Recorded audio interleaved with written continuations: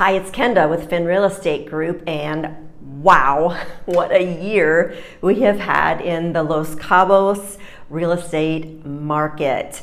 I have been blown away by all of the changes this year, and it has been a roller coaster ride of emotions, to be sure, for both buyers and sellers. I'm going to do a follow-up video that's a little bit more data dense than this one. This one I'm just going to give you my overall impressions of what I'm seeing. I am seeing a few pretty significant changes in the real estate market in the Los Cabos area, and I think they could play quite an impact on the kind of market that we are having here right now. The primary change that I'm seeing is that there are more things coming on the market. So we have more properties on the market, we have more inventory on the market. So availability and supply is making a sharp jump up.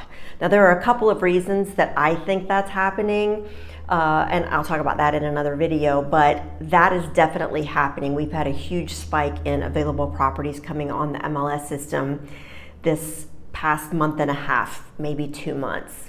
So that's happening. So the supply is really going up. That means at the same time that it's going to push the demand down because there are more properties for people to choose from. So people aren't just taking anything they can get. They're going to be a little bit more selective in the property that they choose to purchase. So when the supply goes up and the demand goes down, something else rather important goes down, and that's the price.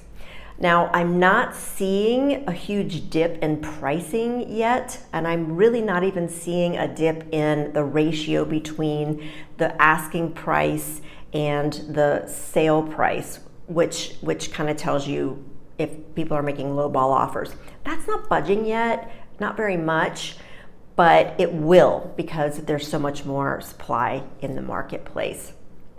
I remember last year, people would say to me, you know, I know I could almost double what I paid for my house. I paid $800. I know I could sell it for 1.5, and they're right, they could. And especially in certain markets, you paid $800, you're selling for 1.5 easily. That could happen, but the question that they would always ask me was, okay, that's exciting news. Now, where am I gonna go? And my response would always be the same. It looked something like, yeah, I don't know where you're gonna go. There's nowhere to go. So that was kind of a frustrating situation where people knew they could make top dollar on their house, but at the same time they couldn't sell because there was nowhere else to go.